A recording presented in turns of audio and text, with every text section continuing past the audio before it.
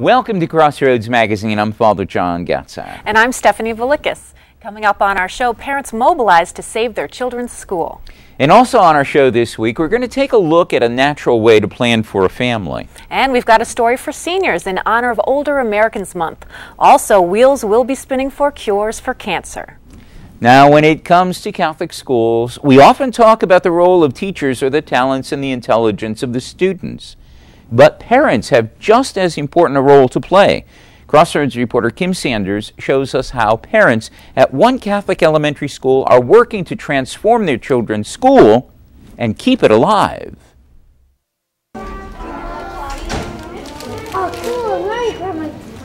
I've worked in the system for 32 years, and I think 30 out of those 32 years, there's always been the rumor the school's not going to be able to stay open, the school's staying open. But this year, that rumor almost became reality at St. Mary St. Michael's School in Derby. It came down to tell us that the school was experiencing some trouble and that some decisions needed to be made and there was a possibility of us closing. It came to a shock. I didn't expect it, so I was extremely hurt that that was happening. I would be upset because our school, it's great, and it's like a family because we all know each other. Everyone knows everyone in the school. I said, I'm not going to let this school fail. I'll do everything within my power to ensure that it succeeds. There was outrage, as you would expect at any kind of a situation when you was thrown into it unexpectedly.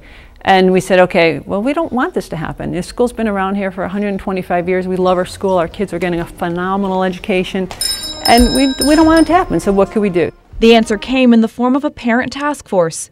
5 parents working together on a plan to ensure that St. Mary St. Michael's School stays open. We want to get it back the way it should be with a strong and engaged parent population, a functioning and strong school board, financial oversight from the parishes and the involvement of the pastors. The plan's main focus is increasing the school's enrollment from the current 114 students to at least 140. How are we going to go about and do that? Reaching out to the communities, open houses, reaching out through our service works, getting our name out there and showing people what a great place it is and what a wonderful place it would be to send your children. And the task force is also using the Catholic Alumni Partnership to reach out to the school's alumni for help and support. As an alumni, from 76 to present, I've never been asked to give back to the school, and I found that kind of disturbing. I mean, when schools get in financial trouble, they usually reach out to their alumni, and I noticed immediately that had never happened. But now these parents are reaching out, reminding alumni of why this school is so important. Looking back as an alumni, there's a touch of sentimentality to it. I can remember growing up, my mom and dad working very hard to ensure that me and my siblings got to the school. My dad worked 3 jobs so that I could go here. My mom worked 2 jobs to go here.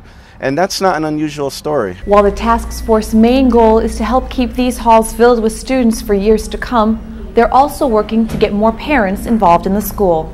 This task force has been kind of contacting parents, getting them to step up and do what's expected of them. There's a reason why you're sending your children here, to extend the foundation of faith that you're giving them at home, giving them a good quality education, but you also have to be an active part of it.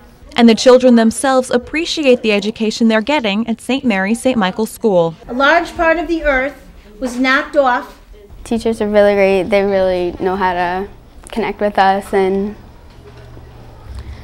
show us what to do. I've learned a lot about my faith and how to have self-confidence. I've learned how to be Catholic, how to be a Christian, how to be nice to other people. We're one big family, and everyone's so close with the other classes.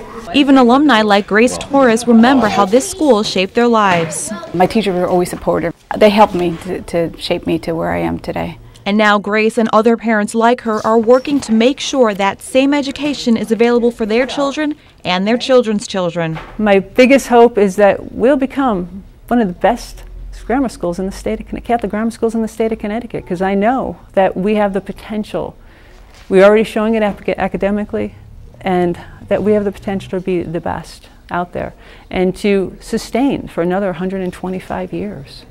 the school that's been a Catholic school that's been in Derby. A school that will continue educating the minds and hearts of its children. In Derby, I'm Kim Sanders, reporting for Crossroads Magazine. The task force also is intent on increasing the school's fundraising efforts. St. Mary St. Michael is holding the second annual duck race. The school sells small plastic ducks that race down part of the Housatonic River, and that event is part of Derby Day, which will be held on Saturday, June 26th. What do you say? Should we get some ducks and sail them down the river? Absolutely. I was first thinking that we were the ducks and we had to sail down the river. No. But you purchase the ducks and thus support the school. That's right. And it's great to see the parents getting involved to keep their school going. And it shows how important it is for parents when it comes to Catholic schools. Now, coming up on Crossroads Magazine, a green-friendly approach to family planning, one endorsed by the Catholic Church. Stay with us. It felt like a knife in my hip all the time. I got to the point where I couldn't walk anymore. I couldn't sit down, I couldn't lie down, I couldn't